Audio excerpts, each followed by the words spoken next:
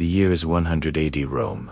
The heart of the mightiest empire the world has ever known is shrouded in an unnatural, impenetrable fog. It's a chilling, gray blanket that smothers the familiar sounds of the city, leaving only an eerie, deafening silence. Out here, on the fringes of the empire, the land itself seems to hold its breath, waiting. We are with the 9th Legion, the Hispana, lions of Rome forged in the crucible of 100 battles. But today, they march not against a visible foe, but into the jaws of a ghostly white abyss. The fog is so thick, you can't see the man marching next to you. It clings to your skin, cold and damp, seeping into your armor, into your very bones. Every snap of a twig, every rustle of leaves, sends a jolt of pure adrenaline through your veins. The men are uneasy. You can see it in their eyes, darting into the swirling mist, hands gripping their gladius hilts until their knuckles are white.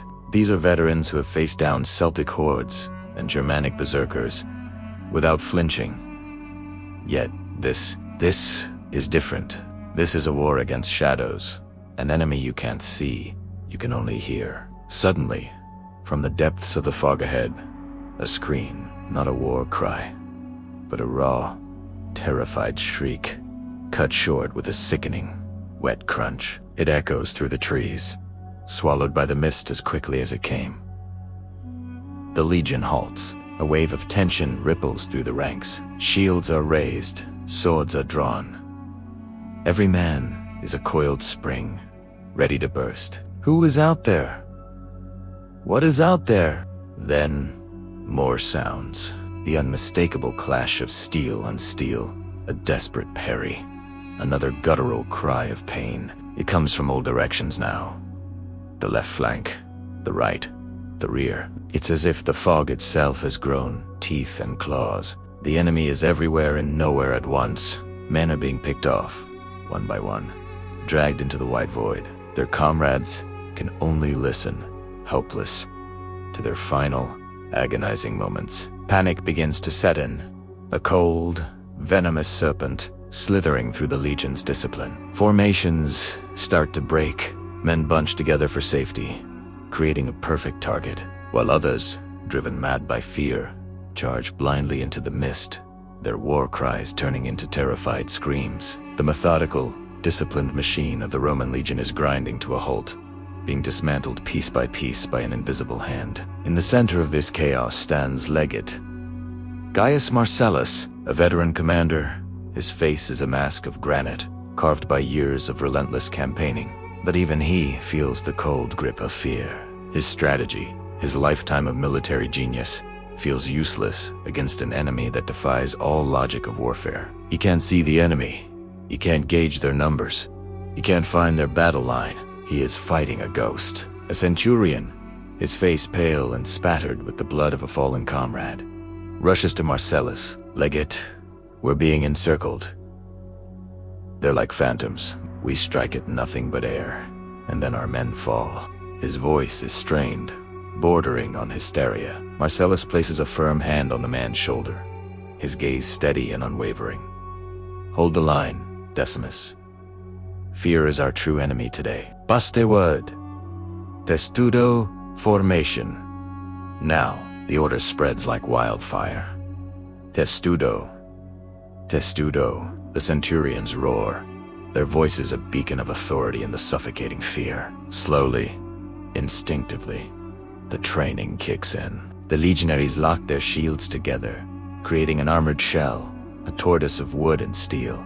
Above, below, and on all sides, they are protected. The sounds of battle outside the formation become muffled, the screams more distant. Inside this small island of Roman order, there is a moment of respite. But the silence that follows is even more unnerving. The enemy has stopped attacking. Why are they regrouping? Or are they simply waiting, watching from the mists, enjoying the terror they've inflicted? Marcellus knows this is a psychological game as much as a physical one. They are trying to break their spirit before they break their bodies. He needs a plan, and he needs it now.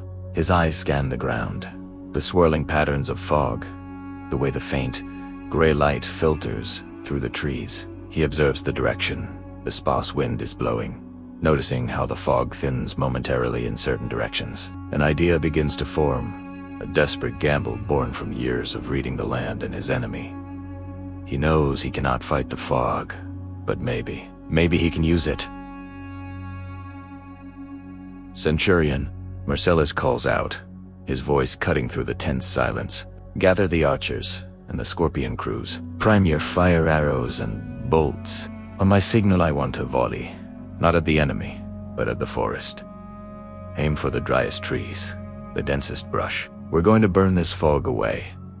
It's a mad plan. Creating a forest fire in these conditions is incredibly risky. It could trap them, suffocate them, but it's a better death than being picked off by ghosts in the mist.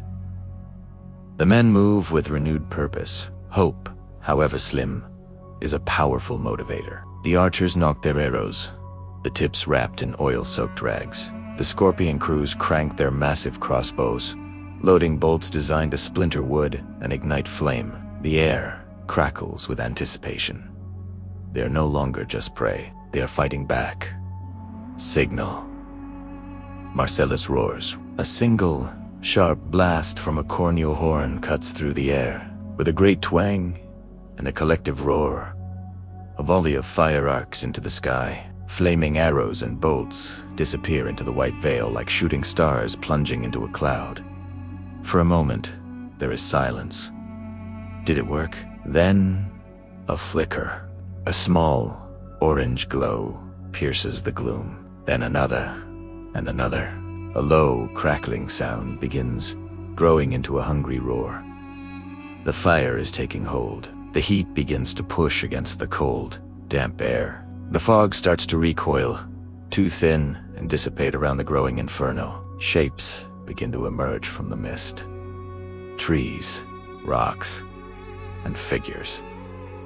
There they are, not ghosts, not demons, but men, painted warriors, draped in furs, and moving with the silence of predators. They are tribal fighters, masters of this terrain, who use the fog as their greatest weapon. Now, their cover is literally going up in smoke. They are revealed, silhouetted against the flames, their expressions a mixture of shock and rage. Charge. The command from Marcellus is not a desperate plea, but a thunderous roar of vengeance. The Testudo formation breaks apart, not in panic, but in a wave of cold, Roman fury. The legionaries surge forward, their polished shields reflecting the firelight, their gladiuses thirsty for retribution. The tables have turned. The clash is brutal and immediate. Their haunting ghostly battle has transformed into a visceral, bloody melee. Now, the Romans are in their element. This is the warfare they know. Shield to shield, sword to spear. The tribe fights with fierce, desperate courage, but they are outnumbered and outmatched in open combat. The discipline and relentless training of the legionaries prevail. Gaius Marcellus is at the forefront, his sword a blur of motion. He is no longer just a commander. He is a soldier, a warrior of Rome, repaying the fear and uncertainty with cold, hard steel. He sees the tribal chieftain, a giant of a man, and engages him in a duel amidst the burning trees. It is a fight not just for survival, but for honor, for the very soul of his legion. As the battle rages, the fog continues to retreat from the heat, revealing the full, bloody scale of the conflict. The forest has become a hellscape of fire, smoke, and combat. But through it all, the Roman eagle's standard stands tall, a symbol of unyielding power. The tide has turned. The hunters have become the hunted. The Ninth Legion, which had been on the verge of annihilation, now pushes forward with unstoppable momentum. They fight not just for Rome, not just for their lives, but for their fallen brothers whose screams still echo in their minds. They will reclaim this ground, and they will leave a message, written in blood and fire. Rome does not falter in the dark. Rome brings its own light. Thank you so much for watching this journey into the heart of a Roman legion's darkest hour. If you enjoy historical storytelling and epic battles, please consider liking this video and subscribing to the channel for more content like this. We have many more stories from the annals of history to share with you. Until next time, stay curious and farewell.